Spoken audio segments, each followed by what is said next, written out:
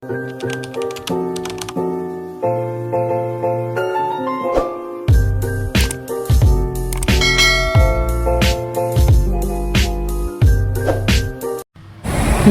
araw! Welcome sa Panlasang Bisaya Channel. So for today's, magluluto tayo ng caldereta. So meron tayong laman at saka buto-buto, pinaghalo natin. And then meron tayong Worcester sauce. Kayo na magbasa kasi ang hirap basahin. And then mamarinate lang natin siya ng ilang minuto. Lagyan natin ng paminta. At first time ko nga itong magawa ngayon dito sa aking channel.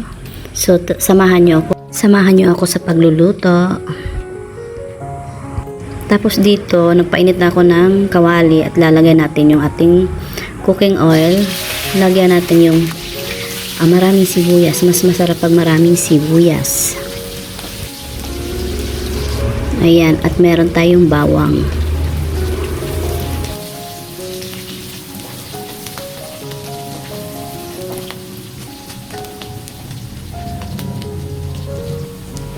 And then, ilalagay na natin yung ating minarinate na karne.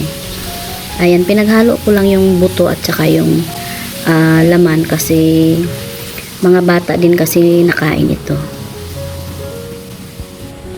Ayan, at pakuluan natin siya ng ilang minuto. And then, pagkatapos na ilang minuto, halu-haluin lang natin siya para hindi naman masunog yung ilalim.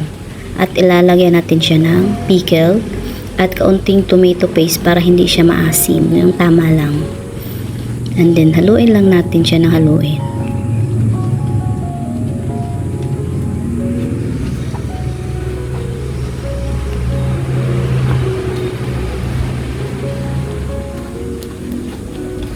Kung gusto niyo naman gumamit ng pressure cooker, pwede kung gusto niyo madali ang pagkaluto. So ito, dahan-dahan lang ang apoy para hindi siya masunog hanggang lumambot siya. And then lalagyan natin ulit ng paminta at kaunting margarine. Nahuli yung margarine ko, pero okay lang yan.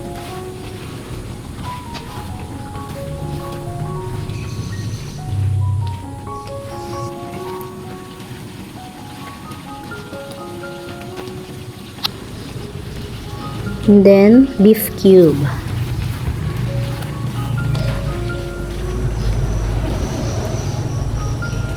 Ayan, dahan-dahan lang po ang apoy natin dahil meron na siyang mga ingredients at konting tubig. Ayan, dyan na tayo mag-uumpisang pakulo. So ito, napakuluan ko siya ng 2 hours and 30 minutes. Dahan-dahan lang yung apoy. Depende sa karne kasi may karne na matigas, may karne din na madaling malambot. Lalagyan po natin siya ng cheese at ito rino. Yan, konti lang siya.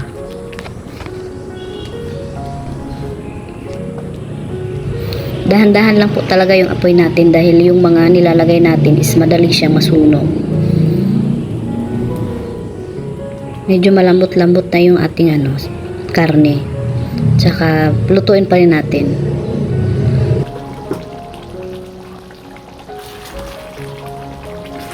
Haluin lang natin ng haluin dahil masusunog siya dahil may mga cheese na at mga nilalagay na tayo.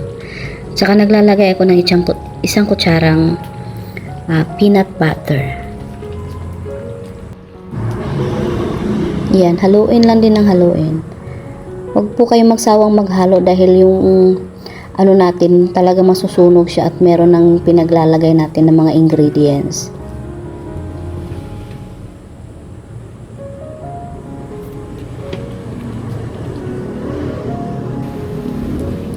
So, ayan, nilalagyan ko siya ng bell pepper.